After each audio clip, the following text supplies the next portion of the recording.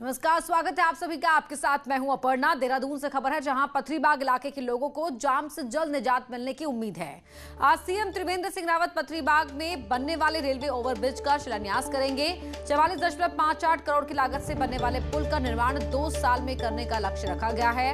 पुल के बनने से सहारनपुर रोड पर जाम से निजात मिलेगी, तो वहीं पुल की लंबाई लगभग 578 मीटर होगी। तो आज एक कार्यक्रम होना है और इस कार्यक्रम की तैयारियां आप टीवी स्क्रीन पर देख सकते हैं। सुरक्षाकर्मी वहां एक चीज को चेक करते हुए मेटल डिटेक्टर की मदद से, और यहाँ पर किस तरह से स्टेज लगाया गया है, कुर्सियां लगाई गई हैं, वो आपको तस्वीर नजर आ रहा है। और इस पुल को 2 साल में पूरा करने का लक्ष्य रखा गया है। यहाँ लगने वाले ट्रैफिक से लोगों को इस पुल के बनने के बाद निजात मिलने की उम्मीद है। तो लंबे समय से इस पुल की मांग यहाँ पर हो रही थी। आरओबी का शिलान्यास आज होना है पथरीबाग में।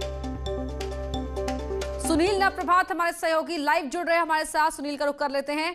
सुनील, एक ऐसी सौगात आज मिलने जा रही है जिसकी उम्मीद लंबे समय से की जा रही थी, इंतजार दशकों का है।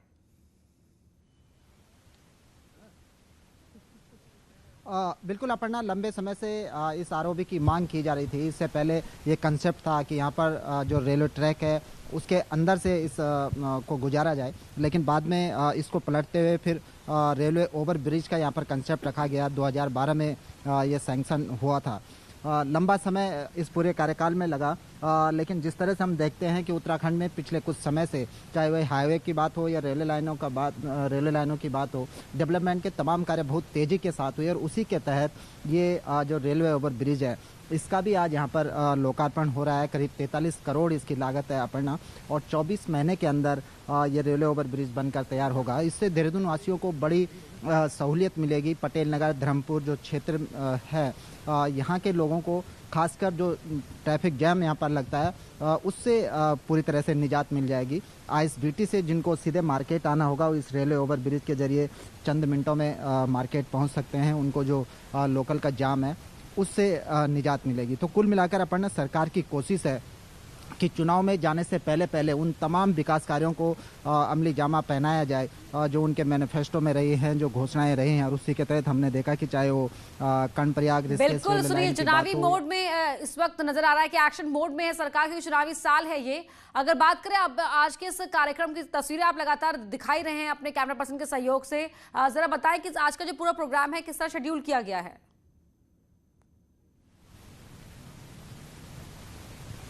अपर्णा, 11:30 बजे ठीक मुख्यमंत्री त्रिवेंद्र सिंह रावत यहाँ पर पहुँचेंगे। वो इस आरओबी का शिलान्यास यहाँ पर करेंगे। इसके साथ साथ केंद्रीय मंत्री रमेश पोखरियाल निशंक भी आज कार्यक्रम में मौजूद होंगे, चूँकि वो हरिद्वार संसदीय क्षेत्र से सांसद हैं। और ये जो धर्मपुर विधानसभा का ये जो क्षेत्र है ये हरिद्वार संसदीय क्षेत्र के तहत आता है, तो इसीलिए यहाँ पर केंद्रीय मंत्री भी होंगे। तो यहाँ पर जो क्षेत्रीय विधायक हैं विनोद चमोली, मेयर सुनील उनियाल गामा भी इस कार्यक्रम में मौजूद रहेंगे। और बड़ी संख्या में यहाँ पर चेयर लगाई गई हैं, जो लोग यहाँ पर आएंगे। सभी तैयारियां तकरीबन कंप्लीट हो चुकी हैं।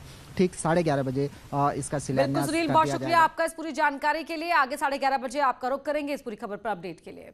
अल्मोड़ा से खबर है, जहां चौखुटिया इलाके में लखनपुर किले के पास पुरातत्व विभाग को 5 मुहाने वाली गुफा मिली है। गुफा की सूचना स्थानीय लोगों ने विभाग को दी थी, जिसके बाद पुरातत्व विभाग की टीम ने निरीक्षण किया और गुफा को संरक्षित किया जा रहा है।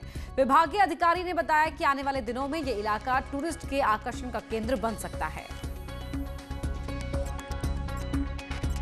ये सुरंग है, सुरंग के अतिरिक्त वहाँ मोर्चाबंदी के भी पार्ट हैं। और जो 2 जगह पर राजाओं के जो किले, जो अपना आवास है, आवास के भी प्रोसेस अभी भी हैं।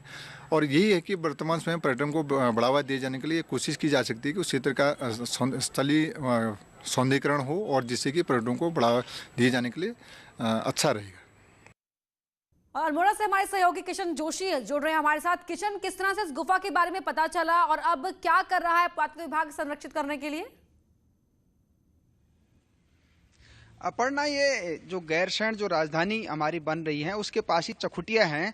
चखुटिया और उडियारी खान एक सड़क कट रही थी, उसके पास जो है लखनपुर किले के पास ही जो है 5 मुखाने वाली एक गुफा मिली हुई है, जिसे सुरंग के रूप में देखा जा रहा है। और माना जा रहा है कि जब कत्यूरी राजाओं का शासन यहाँ पर हुआ करता था, इस गुफा के अंदर से उनका आना जाना रहता होगा, जिस कारण से लोग इधर से उधर जाते होंगे। तो जब सड़क कट रही थी तब जो है विभाग को स्थानीय लोगों ने सूचना दी कि एक 5 मुंह वाली एक सुरंग मिली है, जिसके बाद विभाग के अधिकारी वहां पहुंचे, उसका सर्वे किया और केंद्रीय पुरातत्व विभाग और शासन को ये लिख के दे दिया है कि ये पर्यटन के लिए बहुत बेहतर साबित हो सकती है, इससे स्थानीय लोगों को रोजगार मिल सकता है। अब इसकी जो है केंद्रीय पुरातत्व विभाग आगे की कार्रवाई करेगा। अपर्णा। बिल्कुल किशन, तो उत्तराखंड के अगर पहाड़ के इलाकों की बात की जाए तो वहाँ कई ऐसी जगह हैं, ऐसी चीजें हैं जो अभी भी जिन पर नजर नहीं पड़ी, और अगर वहां पर सही तरीके से काम होता है तो वो टूरिस्ट के लिए बड़े आकर्षण का केंद्र बन सकती हैं। बिल्कुल अपर्णा, कई पहाड़ का जो उत्तराखंड का मुख्य रूप से पर्यटन ही व्यवसाय है। अगर पर्यटक यहाँ आते हैं तो स्थानीय लोगों को रोजगार मिलेगा। अगर जो सुरंग और गुफाएं जो प्राचीन होती हैं, जो कत्यूरी राजाओं के समय से मध्यकालीन से जो गुफाएं हैं, उनके बारे में अगर पता चलता है तो पर्यटक आकर्षित होंगे और उससे स्थानीय लोगों को रोजगार मिलेगा और ये हमारी संस्कृति है। अपर्णा, बहुत शुक्रिया किशन आपका इस पूरी जानकारी के लिए। तो लोगों को भी उम्मीदें बंधी है, क्योंकि यहाँ पर जिस तरीके से काम बढ़ेगा तो आगे जाकर स्थानीय लोगों को रोजगार मिलने की भी उम्मीद है। हरिद्वार के अस्थायी जेल से फरार 5000 के इनामी को पुलिस ने अरेस्ट कर लिया है। बताया जा रहा है कि बदमाश हरियाणा के रोहतक में पहचान बदलकर रह रहा था। बदमाश निपुल पर लूट और चोरी के कई मामले दर्ज हैं। एसटीएफ ने बदमाश को अरेस्ट किया है।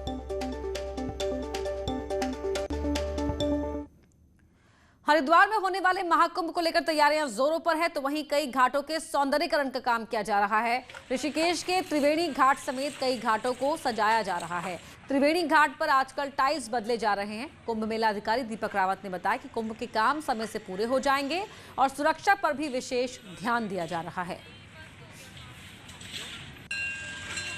मुख्यतः क्योंकि आप जानते हैं कि जब भीड़भाड़ ज़्यादा होती है तो सभी घाटों पे कहीं ना कहीं थोड़ा लोड पड़ता है, तो सुरक्षा की दृष्टि से भी वहाँ की जो अप्रोच है प्लस वहाँ पे जो टाइल्स चेन रिपेयर है, वो सब काम को भी मैं देख रहा हूँ ताकि समय रहते काम हो सके। उत्तराखंड बोर्ड एग्जाम्स की तारीखों का ऐलान कर दिया गया है। हाई स्कूल और इंटरमीडिएट के एग्जाम्स की घोषणा शिक्षा मंत्री अरविंद पांडे ने की। 4 मई से 22 मई तक उत्तराखंड बोर्ड के एग्जाम्स होंगे। हाई स्कूल और इंटरमीडिएट परीक्षा 2 शिफ्ट में कराई जाएंगी, जिसमें 3 अप्रैल से 25 अप्रैल तक प्रैक्टिकल एग्जाम होंगे। उसके बाद 4 मई से 22 मई तक बोर्ड के रिटन एग्जाम होंगे। सुबह 8 बजे से 11 बजे तक हाई स्कूल के एग्जाम होंगे, तो वहीं दोपहर 2 बजे से शाम 5 बजे तक इंटर के एग्जाम्स होंगे। 16 जून से 15 जुलाई के बीच बोर्ड परीक्षा का रिजल्ट जारी किया जाएगा। बोर्ड एग्जाम के लिए इस बार 1347 एग्जाम सेंटर बनाए गए हैं। 4 मई से लेकर 22 मई तक हाई स्कूल और इंटर की दोनों कक्षाओं की परीक्षाएं संपादित होंगी और ये 2 पाली में परीक्षाएं होंगी। हाई स्कूल की सुबह प्रातः 8 बजे से लेकर 11 बजे तक और इंटरमीडिएट की 2 बजे से लेकर अपराह्न 5 बजे तक। सोमवार से छठी क्लास से ऊपर के स्कूल खुलने जा रहे हैं। ऐसे में 1 साल से घर पर बैठे छात्रों का मेंटल स्ट्रेस दूर हो, इसे लेकर खास तैयारियां भी की गई हैं।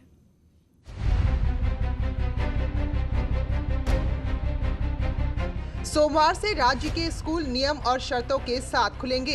हालांकि ज्यादातर इंग्लिश मीडियम स्कूल रिस्क न लेते हुए बच्चों को ऑनलाइन क्लास ही देने का फैसला ले चुके हैं, तो वहीं सरकारी स्कूलों में आने वाले बच्चों के लिए महिला बाल विकास विभाग की खास तैयारी है। बच्चों का तनाव दूर करने, बोर्ड एग्जाम की टेंशन और कोविड से बचाव के तरीकों के लिए स्कूलों में काउंसलर भेजे जा रहे हैं। दिल्ली की एक एक्सपर्ट टीम के साथ मिलकर हमने इन स्कूलों में 10वीं और 12वीं के बच्चों के लिए हमने काउंसलिंग सेशन आयोजित करने का एक रूपरेखा बनाई है। अभिभावक इस फैसले का स्वागत तो कर रहे हैं, लेकिन प्राइवेट स्कूलों के उस नोटिस से भी डरे हैं कि अगर स्कूल आकर बच्चों में कोविड संक्रमण होता है तो जिम्मेदारी स्कूल की नहीं होगी। मैम, हम लोग तो नहीं भेजेंगे। स्कूल अगर अपनी जिम्मेदारी लेगा तो हम भेजेंगे, अगर हमारी जिम्मेदारी रहेगी तो हम अपने बच्चे को क्यों कोरोना होने देंगे। हमारा जो मेन मुद्दा है वो ऑनलाइन फीस को लेके है, जो कि बहुत ज़्यादा चार्ज किए जा रहे हैं प्राइवेट स्कूलों द्वारा। तो अभी फर्स्ट ऑफ ऑल तो हमारा मुद्दा वही रहेगा कि अभी ऑनलाइन फीस जो ली जा रही है उसमें कंसेशन दिया जाए 50% एटलीस्ट। करीब साल भर बाद स्कूल खुलने के बावजूद कुछ अभिभावक बच्चों को भेजना नहीं चाहते, लेकिन सरकारी स्कूलों में साफ निर्देश है कि जहां ऑनलाइन पढ़ाई की व्यवस्था नहीं है वहां बच्चों को स्कूल भेजना ही होगा। न्यूज़ 18 के लिए देहरादून से भारती सकलानी की रिपोर्ट। कल से छठी से 12वीं तक के स्कूल खुलने जा रहे हैं, तो इसके लिए शिक्षा विभाग भी तैयारी पूरी कर चुका है। अल्मोड़ा जिले से मुख्य शिक्षा अधिकारी ने बताया कि स्कूल में सैनिटाइजर, मास्क के साथ साथ सभी जरूरी इंतजाम करने के निर्देश दिए गए। वहीं उन्होंने बताया कि कोई भी परेशानी आने पर 3 दिनों के लिए स्कूल बंद किए जाएंगे।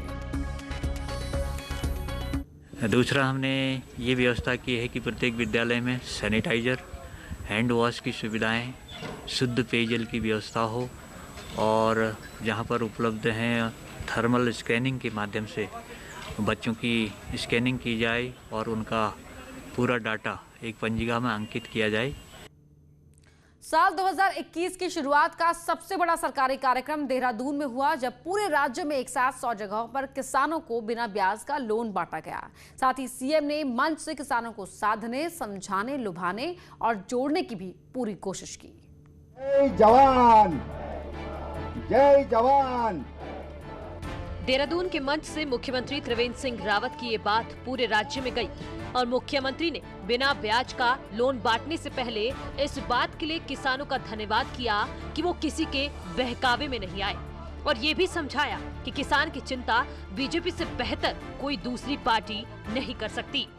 ये भारतीय जनता पार्टी की मूल सोच में ये सारा विचार निहित है और उसी के तहत अगर हमने अपने किसानों के लिए आज हमने ब्याज मुक्त ऋण दिया, पहले साल में 2% पर दिया, अगले साल में हमने 3 लाख तक दिया और आज हम 3 लाख बिना ब्याज का दे रहे हैं, 5 लाख बिना ब्याज का दे रहे हैं। तो ये भारतीय जनता पार्टी की किसानों के प्रति सोच क्या है, गांव के गरीब के प्रति सोच क्या है, ये सीधा सीधा उसका परिणाम है कि आज हम इस तरह के निर्णय ले रहे हैं।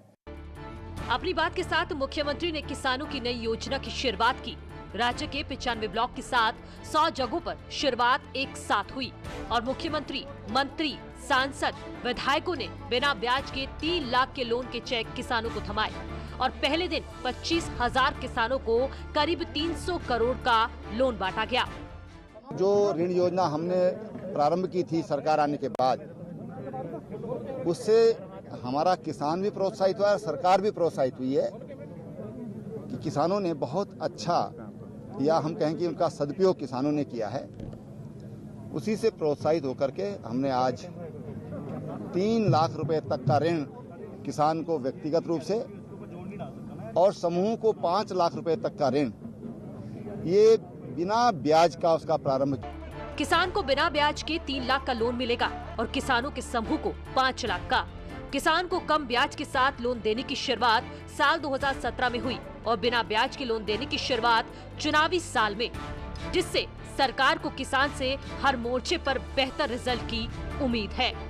दीपांकर भट्ट, न्यूज़ 18, देहरादून। टिहरी गढ़वाल जिला सहकारी बैंक ने बकायेदारों के खिलाफ रिकवरी अभियान शुरू कर दिया है और नोटिस देने के बावजूद जो बकायेदार पैसा जमा नहीं कर रहे हैं उनके खिलाफ कानूनी कार्रवाई की तैयारी हो रही है। जिला सहकारी बैंक का 62 करोड़ से ज्यादा का पैसा बकाया चल रहा है और बैंक द्वारा बकायेदारों को बार बार नोटिस दिए जा रहे हैं, लेकिन अब ऐसे बकायेदारों की लिस्ट बनाई जा रही है, उनके खिलाफ कानूनी कार्रवाई शुरू की जाएगी।